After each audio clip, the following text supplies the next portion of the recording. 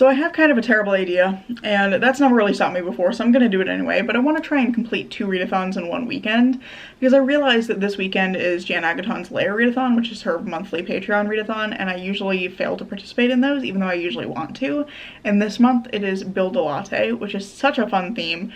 The prompts were really cool, I was really excited about it, so I really wanted to participate. But while I was looking at that, I realized that I hadn't actually started any of my Roll of Reads books for March. So that readathon has been going on. It's a month-long readathon, and I chose some pretty big books for it, and I realized that I hadn't started any of them, so I was probably not going to be able to finish all of my Roll of Reads stuff by the end of the month because I hadn't gotten started. So for whatever reason, while I was looking at my schedule, I was like, you know what, just do them all at once. Just overlap them and do both readathons at once. And again, it's a terrible idea, but I'm gonna do it anyway because I think it'll be fun. It'll be chaotic and fun. So to do that, I have decided to revamp my Roll of Reads TBR entirely. I have put a lot of shorter books on it. I think I've only carried over one of my original books, but that's fine. As long as they fit the prompts, that's fine. I also have gone ahead and started one of the books that I'm only using for Roll of Reads to try and give myself a little bit of a head start and make this a little more feasible. And I felt like I needed to do that because this is also kind of a terrible weekend for me to be trying to finish 2 readathons, because it's the one weekend where I have something going on every single day. So tomorrow on Friday, we're going to be playing Resident Evil 2 with a friend on her stream, by which I mean playing. She's going to play it. We're going to provide commentary, myself and my partner. This has been really fun. We've been joining her for the last few weeks to play Resident Evil, and it's been a ton of fun so far. But that's going on tomorrow. And then Saturday, I'm going to a fiber festival with my partner and my best friend. So we're going to go wander around, look at like fun yarn and tools and things, and talk to artists and all that kind of fun stuff. So that's going to be a good time. And then after that, we're going to the library. My partner and I are going to the library so that I can get a library card, because I have a temporary card at the moment that is about to expire. So that's Saturday, and then Sunday we're kicking off a donathon that my partner has been organizing. A friend of ours in the kind of streaming friend group is going through a rough time at the moment, and so my partner has been organizing a mutual aid donathon for them. So we're going to all be streaming and participating, doing collabs together, trying to encourage people to donate to our friend's Ko-Fi. So I will put the little advertisement that he created up here. It's called Sixathon. It kicks off on Sunday. We're going to be playing Left 4 Dead 2. Probably by the time you're seeing this video, that'll be over, if I'm thinking about where my schedule is at correctly, or it should be maybe partway through. I'm not 100% sure. But we're kicking off Sixathon on Sunday with some Left 4 Dead 2 at 9 p.m. I think, or 8 p.m. So I have a good chunk of Sunday, but later that evening we are going to be playing some Left 4 Dead 2. So it's a kind of a busy weekend, like much more busy than I'm used to being on a weekend, and somehow I'm still thinking I might actually manage to read a lot this weekend. Who knows? I'm gonna try. We'll see where I get.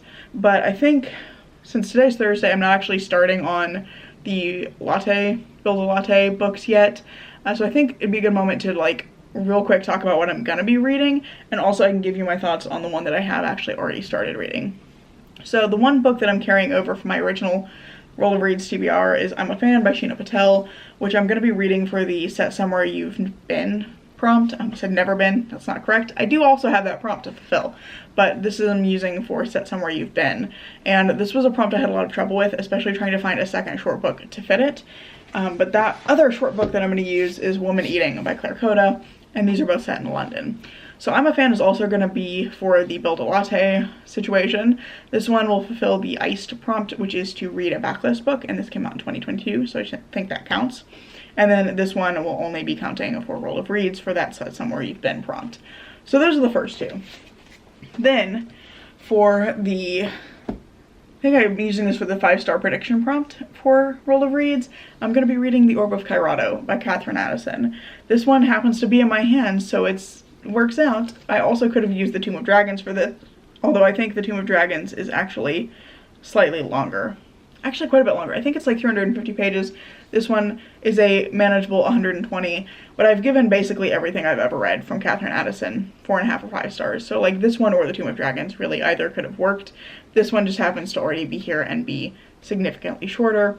I'm also using this for the matcha prompt for the Build a Latte readathon because this has some green on the cover. So it's got a little bit of green in that cloak, and then the actual cover itself. It's hard to see on camera, but this is actually a pale green in person. So I feel like that counts. So that's that. And then for Set Somewhere You've Never Been, I'm going to be using A Magical Girl Retires by, I think it's Soyeon Park.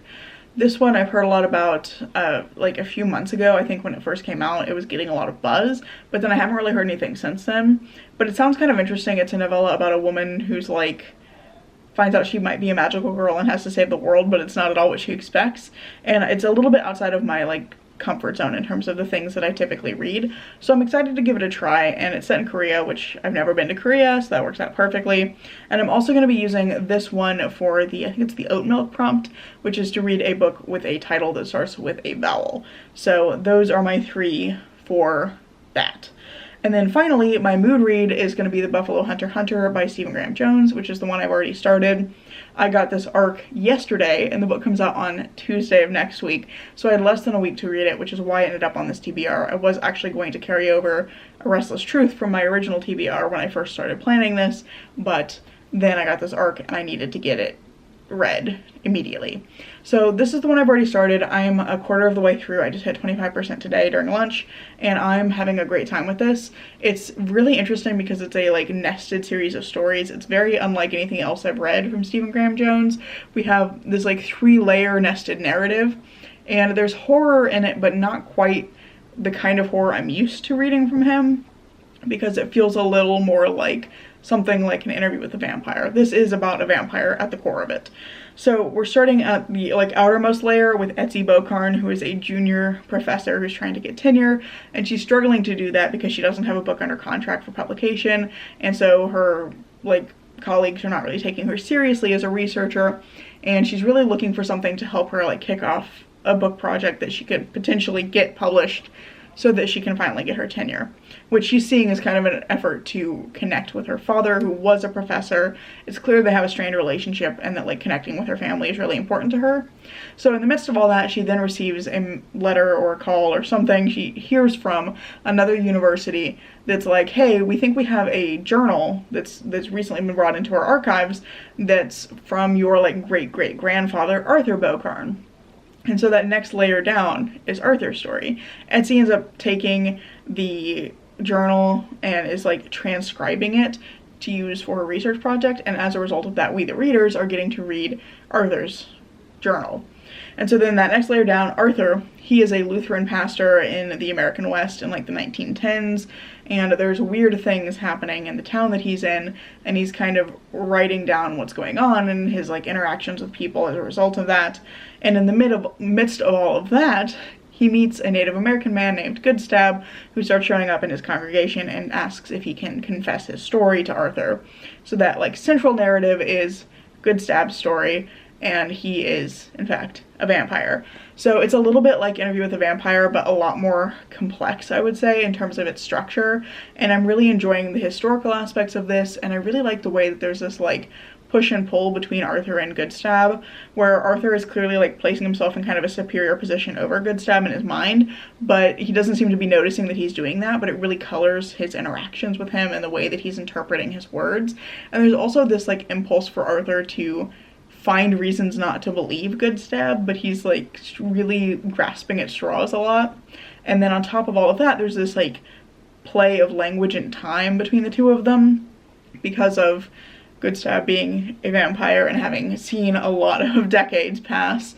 He talks about time in a very like fluid way, where he'll be like, oh, this thing that was this, but it was, or that like you call this thing X now, but at the time that this happened, it was not yet called Y, which was like a previous name for it.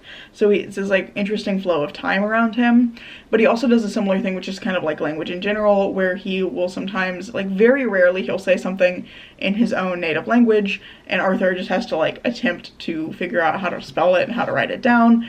But then he will also use kind of direct translations for a lot of things. So the bulk of his story is done in this like kind of direct translation style, where he will talk about specific items or specific creatures, but he'll call them like big ears or white horns or mini shots guns.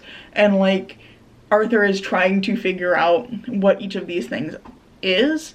And then occasionally Goodstab will then say the English word for it, because he's been around long enough, he's learned English from all of the settlers that have come into the region, but he will sit in this kind of like intermediary language space there where it's like a direct translation. It's not solely English, or like not sensical to somebody like Arthur, who is highly educated, so he has a very like elevated vocabulary. So it makes this really interesting push and pull between Goodstab and the way that he's speaking, and Arthur, who is trying to interpret it through that kind of like highly educated but kind of verbose, over complex vocabulary that he has as a clergyman. So it's really interesting relationships.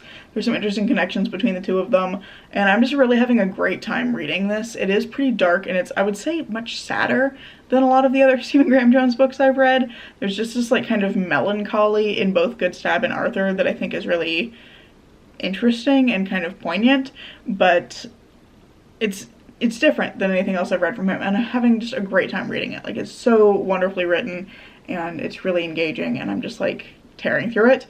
That said, it is still quite a slow read, and I am only 25% in, so I suspect this is going to be my biggest obstacle in terms of finishing this challenge. So that's kind of where I'm at. I am going to attempt to do a lot of reading over the next couple of days. We'll see how it goes. I think tonight I need to finish editing a video for Saturday, and then I'm going to probably check in again tomorrow when I will hopefully have finished a book. My goal is to try and finish, I think, first I'm a Fan tomorrow after I get off work, and I have like a few hours between the end of work and the start of the Resident Evil 2 stream that I'm going to be on. So we're going to attempt, we'll see how far that goes, and I will check back in with you when I will hopefully have some thoughts on this one and more thoughts on this one. Today is not exactly gone to plan. I have not been feeling well today. I woke up in the middle of the night not feeling great, and that kind of continued into today. I am finally feeling better. I just had like a stomach ache, and it took a while for me to get that settled and dealt with, but starting to feel better finally, and I did manage to do some reading this evening. So I have made it to the halfway point of I'm a Fan, and I'm really enjoying this so far. It's, I think, really well written. It's a kind of stream of consciousness story about a woman who is stalking another woman online because they're both sleeping with the same man, and everybody's kind of unnamed. So we have an unnamed narrator, and she has the man that I want to be with and then the woman that I'm obsessed with, and it's about this kind of tangle of relationships around them, and it's using that to examine class and race and privilege and social media and the pitfalls of fandom and the ways that we like structure our relationships around the people that surround us. And it's just like a lot of ideas packed into a very small book. So it's a lot. My brain is like taking in so much information today. So I feel like I need to take a little break, and I'm gonna go start getting ready for bed so that then I can hang out with Moth on her stream for Resi with Jacob, and then right after that I can crawl into bed. If I get a chance, I'm gonna read a little bit more of this, but I am pretty happy, given that I was not having the most productive day today and not having the best day. I'm pretty happy with managing to hit the halfway point. So tomorrow we're gonna be going to a Fiber Fest, and then I gotta go to the library after that. And I suspect we'll get lunch out at some point as well. So I feel like I'll have some time probably when we get back from all of that, when we're just kind of chilling in the apartment, and I'll probably be able to do some more reading. I think tomorrow I'm gonna have to aim for finishing this one and then reading the entirety of another book.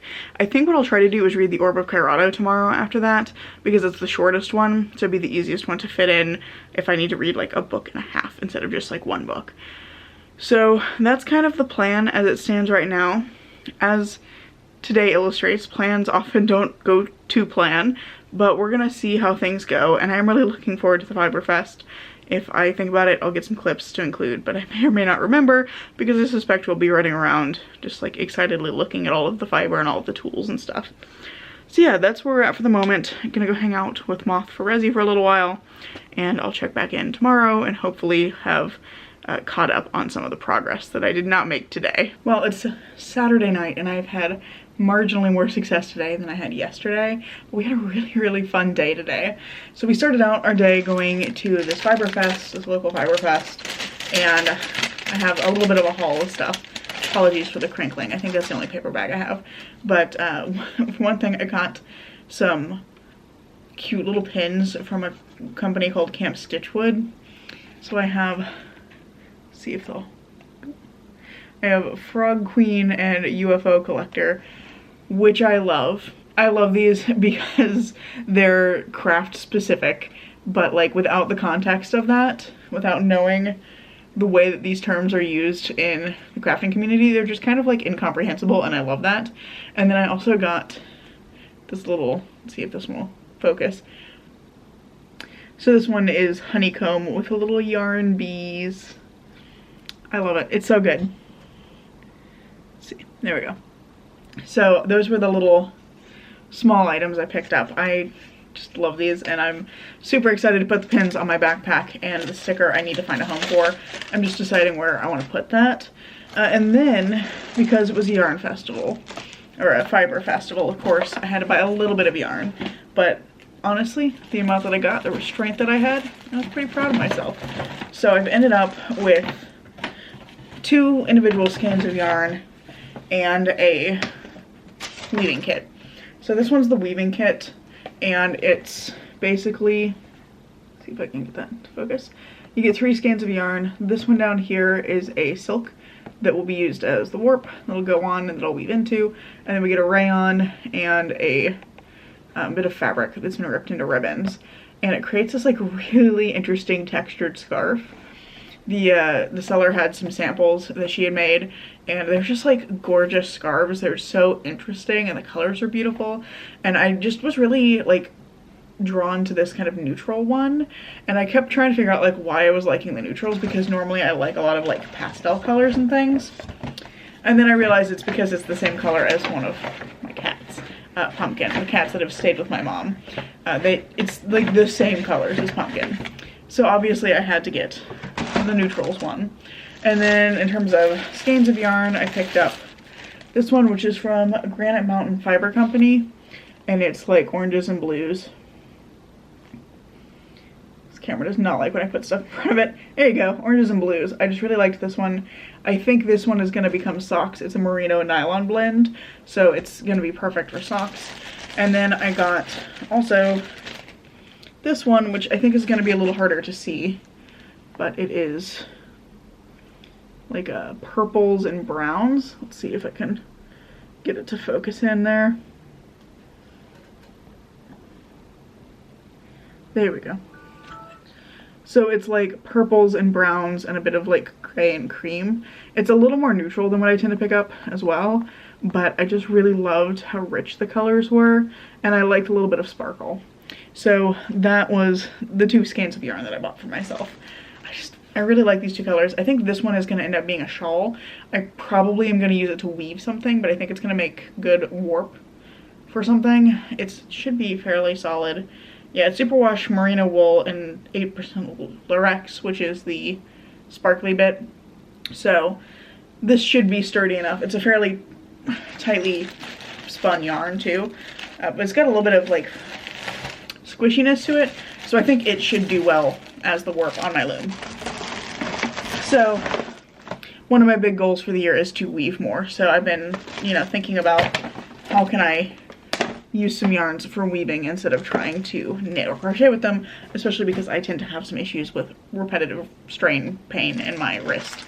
So trying to find ways to use up the yarn that I buy with weaving, which is a lot easier on me. And now before we dive into my thoughts on the books, because I have made some good progress, I have finished I'm a Fan and I've started The Orb of Kairado. I need to change out my battery because it's flashing at me, so I'll be right back. Okay, fresh battery acquired, so we can go on to talk about the books, because I finished I'm a Fan today, I started The Orb of Kairado, and we'll start with talking about I'm a Fan. I feel kind of mixed about this book. I think that this is going to be a 3.5 star for me in the end. I enjoyed the reading experience of this. It's really unique and interesting. We're following this unnamed narrator as she is stalking another woman online because this other woman is sleeping with the same man that the narrator is. And everybody in this, although kind of our core cast, are completely unnamed. We don't know anything about them. beyond kind of their relationships to each other and the things that our unnamed narrator has like gathered about all of these different people. So we have the unnamed narrator, the man I want to be with, and the woman I'm obsessed with. Those are our 3 characters. And we're following the unnamed narrator as she is like exploring these various vignettes of her relationships to these other 2 characters across several years. It kind of jumps back and forth in time. It's not like a clear linear timeline, so you have to kind of pay attention to where you're at in that mesh of relationships. And there's also this interesting like stream of consciousness feel to the writing. There's like not a lot of punctuation. It's very much in the narrator's head, in just kind of the way that she's thinking about things. And there's this like series of vignettes is basically the way that the story is told. So some of them are a few pages long and some of them are, you know, less than a page. Like that's an entire chapter. So it's just an interesting format that I found really engaging, and I liked the way that it was this narrator character kind of reflecting on all of these events from across the 3 years of her kind of relationship to these other people. And it's really a story about 3 very unpleasant people and the ways that they affect and influence and engage with each other through their kind of ties, mostly to the man who's in the middle of the relationship.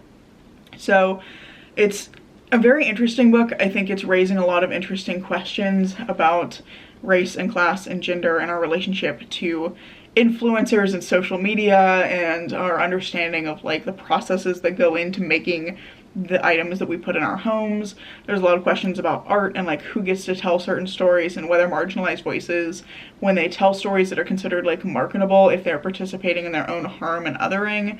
There's just like a lot of big ideas here, and I think that it almost gets a little bit too caught up in its own commentary, because there is kind of initially a plot going on here where we're following our unnamed narrator as she's getting like deeper and deeper into stalking this woman online.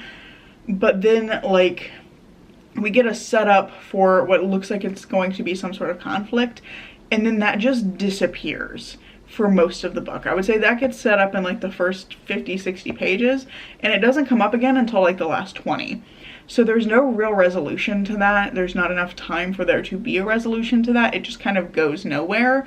And I think a lot of the book feels kind of directionless and aimless. Like it's this exploration of these relationships, and it's bringing up a lot of ideas, but not really providing answers to any of them. So it feels more like a thought experiment that's just trying to like generate questions and see where they go, more so than something that is trying to like discuss any kind of specific point for any of the themes that it is touching on. So it just kind of feels a little bit unconnected and a little bit directionless, I think, ultimately. And there's not really a story here. It's just more of like a collection of philosophical explorations. So it's interesting, and I think it's worth picking up. It's a really interesting way to be engaging with these ideas, especially if they're ideas that you haven't encountered before. I think it's also really challenging because so many of the characters in this are really unpleasant. So I think it's really forcing you to empathize with people who are doing terrible things to people that they ostensibly care about. And I appreciated the project of it and like what it seems to be trying to do. I just think that it needed a little more development to be a stronger piece of like, or not a stronger piece, but like a stronger whole. I think it just needed more development to be a stronger whole. It's a lot of interesting pieces, but they don't quite come together in the end for me. So I'm glad that I picked this up. It's definitely outside of my comfort zone, but it did not do as much to kind of tie its pieces together as I would have liked. So that's that one. And then I did also start The Orb of Kairado. I'm currently only a few pages in. It's fairly early in the evening, so I'm probably going to read some more of this tonight, and I will hopefully finish it. If not tonight, then tomorrow morning. We're going to have a lot more time tomorrow morning because I think our only things on the schedule for tomorrow are like a quick trip to Aldi to fill in some things that we didn't pick up today. And then we're going to go, not go, but we're going to be back here and we're going to go play Left 4 Dead 2. So that's like it for the schedule. So I think I should be able to finish this and hopefully finish also A Magical Girl Retires, which I have not started yet, but it's also like pretty short. So I think maybe it's still doable. Returning to this book though, I've only read a few pages, but I'm immediately intrigued because we're following a character who is very different from the other characters I've read about in this world. So this one is following Olketha Zorvena. The names in this are always a little bit hard to pronounce, so bear with me as I get back to grips with the world of this story. This is set in the same world as the Goblin Emperor. We're following Olketha Jorvana, who, the inciting incident in the original The Goblin Emperor is that the Wisdom of Joharo airship crashes, kills the Emperor and 3 of his 4 sons, and that leads to the 4th son becoming the Emperor kind of unexpectedly. In this one, we find out that one of the other people on that particular airship, the Wisdom of Joharo, was a friend of Olketha Jorvana, who is a historian, or was a historian, and now works for an artifact smuggler because he got framed for a missing artifact. And at the very beginning of this, we're finding out that, like, that airship crash also killed somebody who he was close with, and that kicks off the series of events that is going to happen to Olketha. I really am enjoying him so far, though, because he's very different temperamentally than the other characters we've seen. The first, like, that original book, The Goblin Emperor, we're following Maya, who's just like the sweetest cinnamon roll boy who just wants to help people, and he's suddenly put into a position of power and having to grapple with that. In the spin-off series, we're following Thara Kelleher, who is a depressed detective who has been through a lot in his life, and he feels very, like, at odds everywhere he goes. He doesn't really feel like he fits in, and he has this, like, one big regret of something that he did in the past, but also that, like, thing that he did is, like, kind of the ultimate expression of his beliefs in, like, the importance of truth. His thing is always that he's going to find the truth no matter how hard it is, and no matter what kind of damage it does to know the truth. And so we have these, like, very strong personalities in those two, and here we're getting someone who seems to be a little more, like, rebellious and chaotic. So I'm interested to see what this is like, reading a character like that in this world, just because we haven't encountered anyone like this quite yet. So really excited to dive into this more, and I'm curious to see where this is going to go, because I know that, like, the mystery elements that Catherine Addison has written into the other books that are set in this world have been really, really strong. So I'm interested to see how she's going to tackle writing a mystery in, like, a format this short, because all those other books are much longer, and I'm just excited. I know she writes a good mystery. It sounds like there's going to be kind of a puzzly element, so that's going to be really fun. And I'm just looking forward to learning more about Olketha, because he seems like he's going to be a really interesting protagonist. So that's where I'm at right now. It's Saturday evening, so I have a lot of reading to get done. I think it's pretty clear to say that I'm not going to finish 2 readathons at this point, but I'm feeling good about the progress I've been making. I still need to read some more of this as well, which I'm going to try and fit in very soon. Comes out on Tuesday. I'm now looking at that going, I don't know if I'm going to have that done by Tuesday. But I'm having a lot of fun reading, and I feel like I've really gotten back into a reading mood lately. So I'm having a lot more luck in, like, wanting to pick things up and keep reading. So I feel like whether or not I finish both readathons, it's going to be a success, just that I'll have been reading and I'll have been having a good time doing so. So that's where we stand for now, and we'll see how far I'm able to get through tomorrow. Final verdict is no, I cannot finish 2 readathons in one weekend, and in fact I can't even finish one. After having such a, like, successful reading week last week while cat sitting, I have now managed to read just a small portion of both of these today. So I managed to get halfway through the Orb of Kairado, and we'll talk about that first. I'm really enjoying this. It's going in a direction that I wasn't expecting. We're following a scholar named Olketha, who is disgraced because he was previously accused of having stolen an artifact that went missing. He didn't take it, but then his best friend dies in an airship crash and leaves him a puzzle that seems to lead to the item in question, and things kind of go from there. I think the situation it sets up initially gets resolved way faster than I was anticipating, so now we've got some new mysteries that have cropped up in the course of that, and I'm interested to see where all of that's going to go, because there's a little bit of an intrigue thing going on too, because it's clearly somebody whoever's behind this is clearly somebody that Olketha knows. So I'm really interested to see where this is going to go, and I really like Olketha because he's very different from the previous protagonists we've read about in this world. So I'm having a great time with this one. And then I have also started reading A Magical Girl Retires, and this one I think I'm struggling a little bit with the writing. I'm about 20% in, and I'm still, like, very, very early. I've really just gotten to the bit that the premise describes, where our main character, who is about to commit suicide, is stopped by a young woman who says that she might be a magical girl, or says that she is a magical girl, but she might be the most powerful magical girl. And so this main character, who I don't think we have a name for her yet as of where I'm at, or she's not been, like, named on page, but I don't remember what her name is from the description. She is, like, kind of pulled into this world of magical girls, but in this version of reality that she lives in, magical girls are just like a thing. Like, there are plenty of women who have some sort of power, and they're all a part of now a union of magical girls, and so she gets kind of swept up in this and has a chance to help like save the world as a part of that. So the point that I'm at, the writing I'm struggling with a little bit.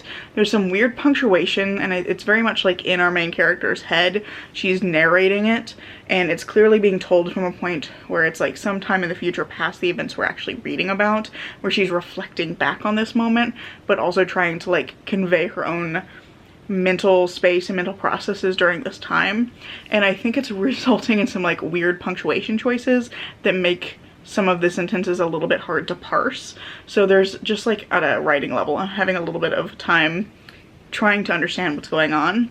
That said, I am curious about the premise, and now that I've gotten to the point where we've hit the actual setup of the story, I am curious to see how this is going to play out going forward, because I don't know where it's going. I don't really have a sense of where all of this is headed for our main character. So I'm enjoying it so far. I'm just struggling a little bit with the writing. I think I'm not totally vibing with the writing at this point in the story so far. But yeah, that's where I've kind of gotten to. I have not finished either of those books, but I'm gonna attempt to finish at least one of them tomorrow. I will check in one more time. Tomorrow is Monday, and I need to finish reading and then also edit this vlog tomorrow. We can end this vlog on a positive note, because it's Monday evening and I have now finished my other 2 books. So not quite in the, this is not the right cover. Hang on just a second. Whoopsie. I clearly forgot that I had swapped back to the Buffalo Hunter. But yeah, so not quite in the time frame that I originally had planned, but pretty close to it. I've managed to read 3 of the 5 books I was going to read for World of Reads, and I did, again a little bit late, finish my books for the Layer Readathon for this month. So we'll start with A Magical Girl Retires. This is not the most exciting cover, is it? Come on. I know this has a better cover than that. This has gone chaotic. I didn't realize I was going to have so much trouble just getting started. Here we go. There we go. There's the actual cover.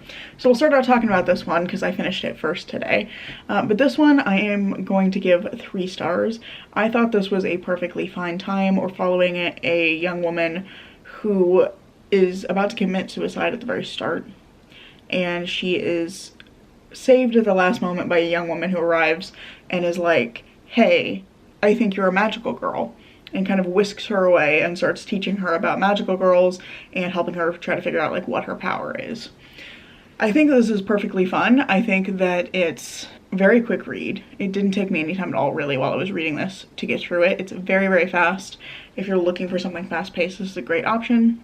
This book is also covering some, I think, important topics, because a big core of the story here is climate change. Essentially, the magical girls are trying to figure out how to use their powers to help battle climate change, and our character is kind of pulled into the middle of that kind of planning. That said, I think that this book feels very surface level. It's pretty short, it's 147 pages, and as I said, it reads really, really fast. But I feel like we stay at the surface level of all of the characters. We don't really get any kind of depth from any of them. There's Aroa, who is the magical girl who finds her initially, and then there's like a bunch of other characters we get introduced to, but no one has any kind of like nuanced personality here. And our main character, I didn't really care for how quickly the switch flipped for her, where she's kind of suicidal at the start, and then pretty much immediately that just like goes away and never comes up again.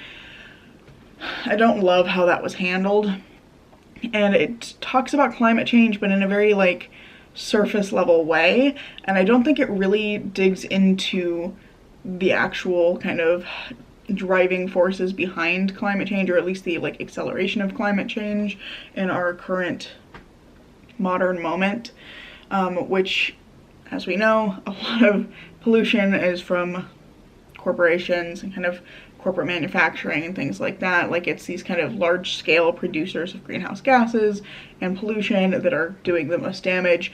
And this book really more focuses on like the idea of doing individual changes at a personal level that is all of our responsibility to fight climate change. And that is absolutely true, but I feel like it just didn't go any further than that in thinking about, you know, what are the reasons for climate change and what can actually be done to tackle it.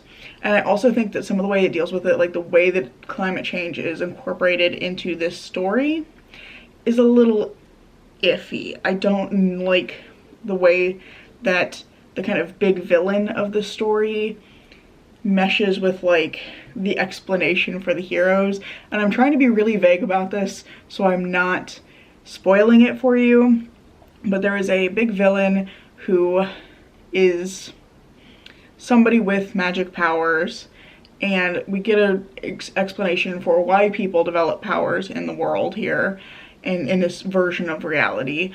And I don't think those two things go together very well. I don't think the message that that creates is great, given what we know is, you know, the reality of climate change. So yeah, sorry this is really vague. I'm trying really hard not to spoil anything for you, because that reveal of like who the villain is and everything is like a very central part of the plot. It's part of a big reveal, so I don't want to like ruin that. But yeah, I just feel like it's very surface level, and I don't love some of the implications of the particular people involved. I also think that like we never really learn much about the characters at all. Our main character, we spend a ton of time in her head, but we don't really learn much about anybody else, like beyond just kind of a surface level, like this is kind of generally what their personality is like and here's what they do, and that's it. And so there's like a romance in here that just comes out of left field because there's no real build up to it. And I think kind of the core of that problem is that there's very, very little action in here. And I don't just mean like fighting, but there's very little that the characters actually like do. Most of the first part of the book, I would say up to like the 60 to 70% mark, is our main character getting dragged around by another character to go like witness things and react to them. So our main character really doesn't get much agency at all. Even when she has her kind of like figuring out her powers, kind of saving the day moment at the end, she really does almost nothing. So it just feels like it's a book about someone who is feeling like she has no power in her life and feeling like, you know, the world doesn't need her, that she isn't an important person, and then it just never gives her any agency to do anything or make an impact on anybody else.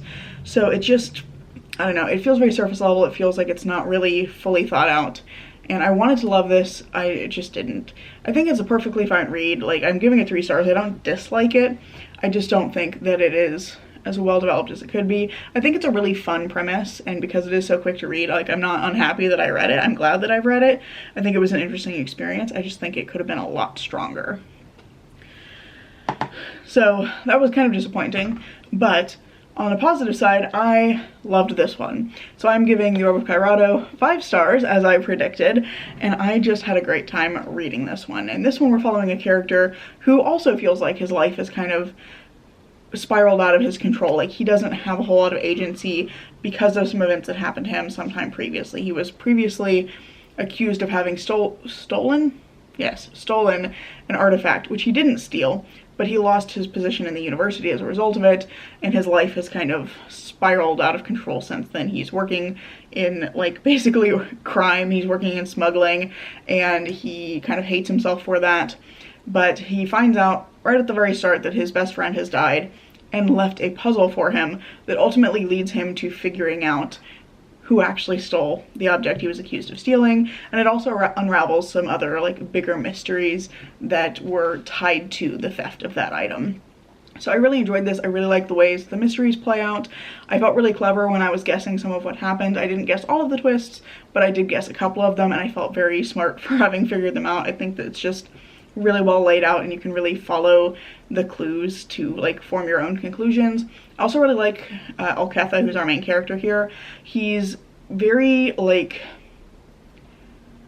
chaotic in a fun way. Like, he's very different from the other characters I've read about in this world, because we have Maya, who's like very cinnamon rolly, and then Kelahar, who's like very sad but also like very dedicated to the truth, and Olketha just wants to be a historian. Like, what he wants is academic honor, but he's been kicked out of the university and he doesn't feel like he's ever going to get back in. And he also has this like strong sense of, even though he's been working for a smuggler for the last 5 years, he has a strong sense of like history should be shared, that like knowledge shouldn't necessarily be hoarded and artifacts shouldn't be kept from the people. So he cares a lot about like ensuring that local artifacts from like the local history end up in the museum in the city, so that the people of Kairado can learn more about their history. And then when like things turn up that are not where they belong, he feels very strongly that those should be returned to the people who it like rightfully belongs to. So he's a really interesting character, and a lot of that, both the academic honor thing and this desire for like history to be known, really drives him throughout the story. And he ends up encountering a bunch of other like really interesting characters that all have their own kind of motivations for why they're involved with the mysteries that he's exploring. So it's just like a ton of fun. I really like Olketha. I like the way everything plays out, and I really like that we get what isn't really a happy ending. He kind of pursues the truth to a point where things don't go necessarily his way, but it also is a point that leaves him with the opportunity for a new beginning. And so it's this kind of unresolved but hopeful feeling that I think the book leaves you with, and I really like that kind of a tone. I think it's interesting. So yeah, this is super short and I just had like a great time with it. I think it packs a lot into just, I think this one's like 115 pages. So it just like packs a ton of world building, a ton of character work, and a ton of really fun mystery plot into a very short book. So yeah, this one was great. I had a great time with it. I'm really glad that I've read it, and I'm really looking forward to the Tomb of Dragons whenever I'm able to get a hold of that. I actually realized that my copy got delivered to my mom's house and is not going to be delivered here, so I have to wait until I'm able to pick that up from her sometime next month before I can read it.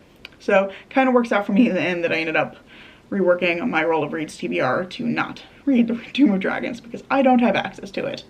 But yeah, so I feel pretty good about that. We managed to finish 3 books. I largely enjoyed what I read. I'm a little disappointed in 2 of them. I think that like A Magical Girl Retires has kind of the opposite problem of I'm a Fan, where I'm a Fan gets kind of mired in its own discussions. Magical Girl Retires doesn't quite dig in deep enough into its discussions, but neither of those I think is a bad book, and I think if the premises interest you, they're definitely worth picking up. I'm glad that I read both of them. I'm glad that I had those experiences. And if you haven't read The Goblin Emperor or any of its associated books, I cannot more highly recommend that you do that. I love them. They're my favorite books ever. So yeah, that's pretty much all I have for you today. Let me know down in the comments below if you're participating in Roll of Reads, and if so, what are you reading for Roll of Reads? How's that going for you? And I really hope you've enjoyed this video. If you have, I hope you consider giving it a like, maybe even subscribing to see what comes next. I'm currently posting on Tuesdays and Saturdays, and I hope to see you in the next video. Bye.